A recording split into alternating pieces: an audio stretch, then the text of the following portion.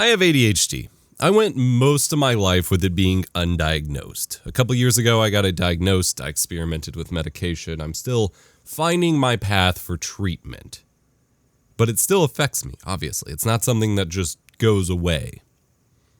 And it specifically affects my gaming, something that is very important to me, something that should be an easy pastime activity, but actually becomes difficult instead. The experiences I'm going to share are not exclusive to ADHD. Anyone can have these experiences, but they do particularly play against ADHD with me, and it affects everything I do, including how I make art and engage with my artist side. I have a whole video over on my art channel, Analog Dreams, kind of just like a mirror of this talking about that, linked below if you're interested. Growing up, the way we played games, or the way I played games, was I would have some time where I didn't have anything to do, and I would choose the activity that I most wanted to do. And most of the time, that was video games. Whether I was riding in the car and just playing Pokemon on my Game Boy, or sitting at home and playing whatever single-player RPG I had at the time, or playing multiplayer once I got into Halo and Call of Duty and all of that. And I could spend entire days just playing games, eating food, and going to sleep, and not think anything of it. I posted a discussion recently about how priorities as you get older shift and how that affects your ability to prioritize gaming over anything else. But I've also come to realize that even when I don't have anything else I'm obligated to do in a moment, I still have difficulty choosing gaming. And it's not a priorities thing in that moment. For me, it comes down to an ADHD struggle I have with everything, as I mentioned, with regards to activation energy. I have a massive back catalog of games. I have games that I am extremely excited to play. I have multiplayer experiences that are easy to jump in and jump out, although that's more like fast food. I have handheld game consoles, home game consoles. I have games on pretty much all of my computers. Access to games is not restricted. And yet I constantly feel like I don't have any time to game. And the thing is, when I do have a couple hours at the end of the day, if my wife is busy, or during a work day where I don't have a ton to do and I could just kind of sit back and take it easy for once, I'm like, yeah, this is the perfect time to game. And unless I tie it into work, unless I give myself a project, so to speak, to really focus on, I just don't. Instead, I scroll social media, I watch YouTube videos, I listen to music, I pull up a TV show.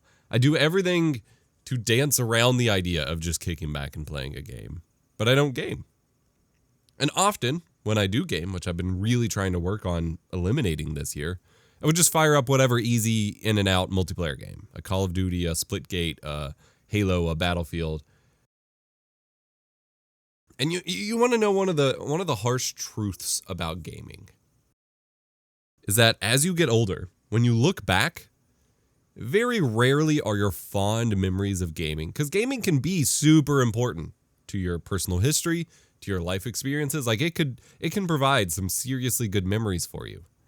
But very rarely are those memories going to be of multiplayer gaming, especially if you're not playing with friends. If you're playing with friends, you're doing social gaming, like having a great time and stuff. Absolutely. That will build some formative memories. I have tons of those of the early Xbox Live days and our Discord community game nights and all of that. 100%. I get it.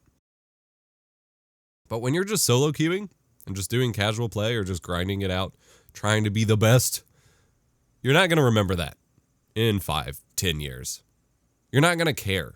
You might see some old clips and be like, oh yeah, that was cool. I remember when I did that. That's fun. But if you think back and look for the things that you are like actively remembering fondly and you want to hold sentiment for, 9 times out of 10, it's those big offline games or like not just casual multiplayer games where your mind was really blown by a new innovation. A great story was told that changed your perspective. You know, core formative games, your Zeldas, your Halos, your Baldur's Gates, your Dragon Age, Mass Effect, those games that really opened your eyes to what gaming could be, that you just could not get enough of, those kinds of games.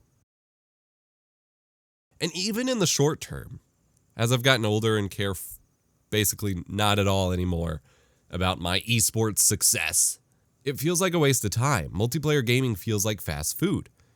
Like, yeah, I can log in, I can play a couple matches, log out and be like, yo, I gamed today, fellow gamers.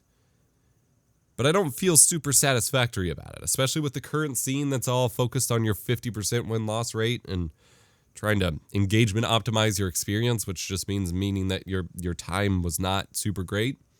It's hard to feel good about time you spend there. But when it comes to other games, it's really hard to sit down and invest in them. And what was particularly eye-opening for me about this, it was my most recent trip I just took to TwitchCon. Not the trip itself, that was fine. I've talked about that on the main channel, whatever. But the traveling. You see, I really don't like traveling by plane. I don't like flying. I don't like really long flights. I get this weird pressure stuff in my head that's like excruciating, or either I get nauseous or something, and I'm just bored, stuck in a seat for a stupid long time. I don't like it. But I love airports. Airports are this liminal space where you're surrounded by people, but everyone's focused on their own thing. It's one of those things where you can find solitude, which you want from time to time, to be alone with your thoughts, with your feelings, where no one's trying to get your attention or hold it or interrupt your thoughts with their own. You can get that solitude while still being around other people and still making progress towards your goal. I have this weird love for just hanging out in airports, like waiting on a flight or during layovers or whatever, and reading. I've done some of my most favorite reading at airports, playing games on my Steam Deck, or watching movies. And same thing on the plane, like on this most recent trip. So I'm closer to the East Coast. TwitchCon was in San Diego, California. I had to fly 2 hours, then have a layover, then fly 4 or 5 hours the rest of the way, both directions. And I took my Steam Deck, and I had fun the first flight. It was great. Played some games. We'll talk about that in a minute. But my second flight, the longer one, I watched 2 movies. And it was great. I had nothing to keep me from watching the movie. My phone wasn't going to work, so I wasn't, messaging or checking social media or anything. There was nothing that I could do except sit there. And so I immersed myself in some movies. On the trip out there, I watched Butterfly in the Sky, the documentary about reading Rainbow, which was incredible, and Fall Guy, which was hilarious. I loved that movie. And then on the flight back, I watched, I saw the TV Glow, which was, holy cow, really good, really thought-provoking, still ruminating on that. And I watched all but the last 10 minutes, because my flight ended before the movie finished, of Madam Web, which I guess I'm glad I watched it so I could see what the heck everyone else was talking about, but I don't understand why that movie was made. But I enjoyed it just because I was watching a movie and I was just sitting there. But on the trip home, I expected to game. I got to the airport super early, as I always do for my return trips home, just so I can eat some airport food for breakfast and maybe lunch and make sure I'm there in time and don't miss my flight, all of that. I played some games on my Steam Deck. Had some issues launching some, and I may do a video of games that do and don't work when you travel on your Steam Deck, just a list of ones I tried if you're interested in that. But the one that I really got hooked on was I finally started Brutal Legend. I had the game on 360 at one point and never got around to playing it. I booted it up and I'm immediately greeted with a live video, not live, but live action camera feed of Jack Black walking into a record store. I had no idea what to expect. I only made it 45 minutes to an hour, 30 to 45 minutes into the game. But I was presented with cool aesthetics, awesome music, Jack Black, and a kind of old school style, even old school for the time, God of War kind of style, hack and slashy combat game. And it was a lot of fun. Had my earbuds in, I was living. And then I got on my flight, which going back meant the long one first. And I 100% expected just to play through basically the entire game on my flight. I was looking forward to it. Sat down in my plane seat, pulled out my Steam Deck, and as we took off, I didn't turn it on. Instead, I browsed the screen in front of me on the back of the seat and turned on some movies. The reason this was eye-opening was because I realized, even in that moment, even in that liminal space where all I could do was whatever I wanted, I lost the momentum. I lost the activation energy to get myself back in the game, to context switch or task switch from boarding the plane and doing all the usual routine and getting immersed back into the game. Even though I had just been exposed to it, even though it had just blew my mind with how good of an experience it was going to be, I lost that traction. And this happens all the time. This is what happens every time I have zero restrictions on what I do and still can't make myself pick a game and boot it up. It's because of this, because I sit there and I don't have that activation energy, because with my personal ADHD psychology, the task of both picking a game and then committing the time to the game and transitioning to it, transition times are a big deal for me. They're a huge detriment to my work, to my play, to everything, because I need enough time to really get a feel for something and get into it and to switch out of it.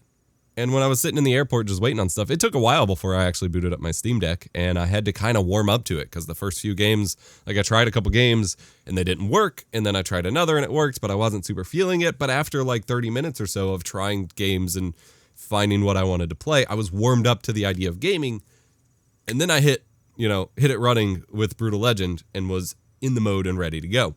I got pulled out of that, transitioned out of that to board the plane and do all that stuff. And I just couldn't make myself build that back up on the flight. I was physically uncomfortable.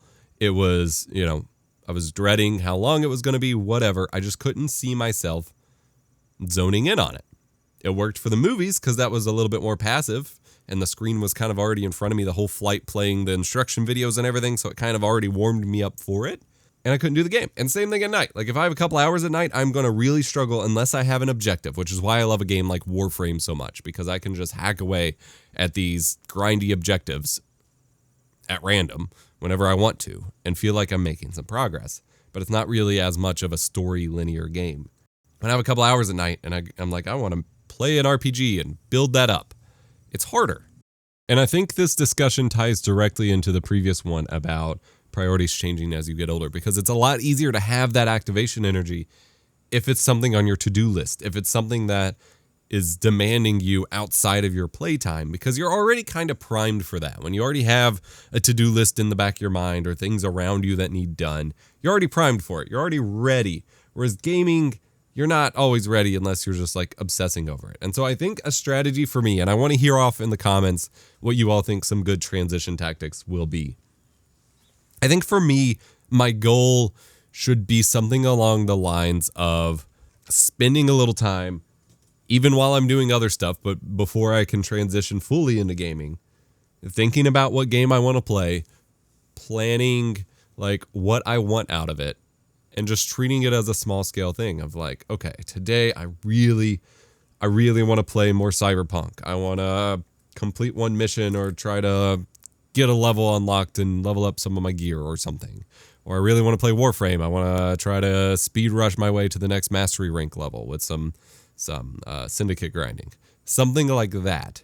But honestly, it's just kind of hard. And like, leisure time is leisure time. Entertainment is entertainment. You shouldn't be holding yourself too strict to what you do in that time. But I do think as someone who constantly wishes he had spent more time gaming, it could help. I'd really like to hear what you all think. Let me know in the comments below. I just wanted to share some more ADHD gamer thoughts. You all had a ton of great response on my last video about it, and it's been a couple years, and I'd planned to do more and just haven't gotten to it. Love to hear your thoughts. Remember to be kind. Rewind. Also, I just posted a huge update to Patreon. I've combined all my Patreons for my gaming, my art, and my tech channel into one, and posted just kind of a real talk, like pragmatic, this is how things are going to go over there. And even if you don't want to financially support, I'll be using it for updates, kind of like a mailing list on the free tier, if you'd be interested in checking it out. Linked below. See you later.